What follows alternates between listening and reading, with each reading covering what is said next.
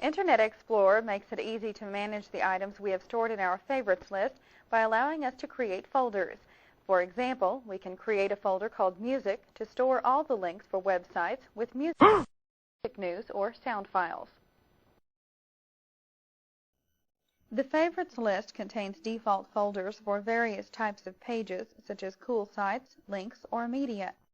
We can add pages to these folders or create our own. Let's create a new folder by clicking on Organize at the top of the Explorer bar. Now we see the dialog box Internet Explorer 5 offers for organizing and managing our favorites. All the items we have stored in our favorites are listed here. Let's select the Create Folder button, and a new folder is now displayed at the bottom of the list. If the new folder is not currently highlighted, we'll select it and click on Rename. Let's enter a name for it by typing My Favorite Sites. Remember, it's easier to create folders according to a specific topic. However, any name will do for this demonstration. Now we'll press Enter to set the name for our new folder. If necessary, we'll scroll down the list so we can see our newly named folder. Now we'll move the items we added to Favorites to our new folder. To do this, we'll click on the icon to the left of the Barnes & Noble link and simply drag it on top of the My Favorite Sites folder. Let's repeat this step with the Discovery Online page as well. Now let's click on the Close button to return to the browser window. To view the pages we added to this folder, we'll simply click on it. We can also rearrange the order for our favorite folders from here. Let's click on the folder icon for My Favorite Sites and then hold down the mouse button as we drag it up to the list. When we have it positioned where we want, we release the mouse. The folder is now displayed in a different position. We're finished organizing our favorites, so let's delete the new folder. To do this, we'll right-click on My Favorite Sites and choose Delete from the shortcut menu. At the Confirm Folder Delete prompt, we'll click on Yes to send it to the recycle bin. The folder we created along with the two items it contained no longer appears in the Favorites list. Now we'll close the Explorer bar by either clicking the X in the upper right corner of the bar or simply clicking on the Favorites button in the toolbar.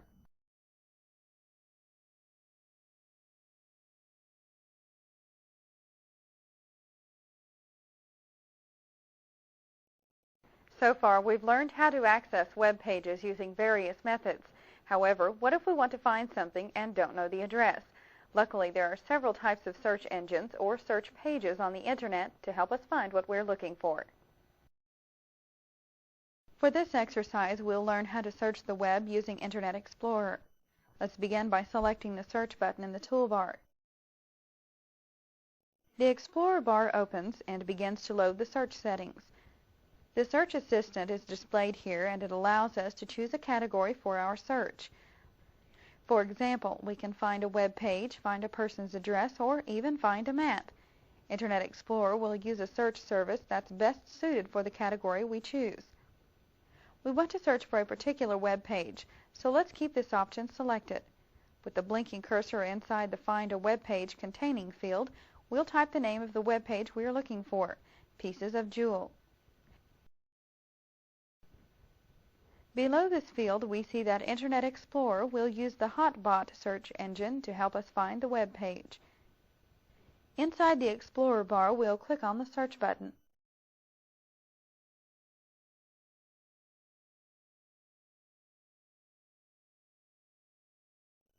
Let's scroll down and view the results of our search. Hotbot displays the search results as hyperlinked text listings. We can view any of these pages by simply clicking on a link. However, let's search for this same page using a different search engine. First, let's discuss the icon buttons that are displayed at the top of this bar. We can use the New button if we'd like to start a new search and look for something else. With the Next button, we can quickly search for this same web page using another service. The Customize button allows us to specify which search services will be used as the default for the Search Assistant. There's also a Help button to access information on searching. We want to use a particular search engine to find this web page, so let's click on the down arrow that's beside the Next button.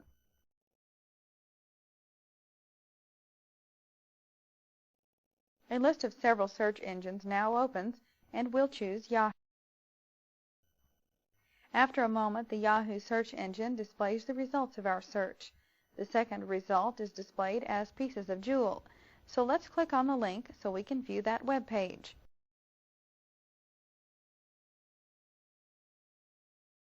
Instead of searching for a particular web page, let's search by topic. We can use the search assistant to do this. However, let's try a quicker method. We'll close the Explorer bar by clicking on the Search button. Internet Explorer's Auto Search feature is a quick way to locate information. To demonstrate, let's move to the address bar and delete the current URL. We want to search for information about skydiving, so we'll type the words "Go skydiving" in the address bar. Keep in mind, we can also use the word "Find" or type a question mark in front of our topic. Now we'll click the Go button to begin the search.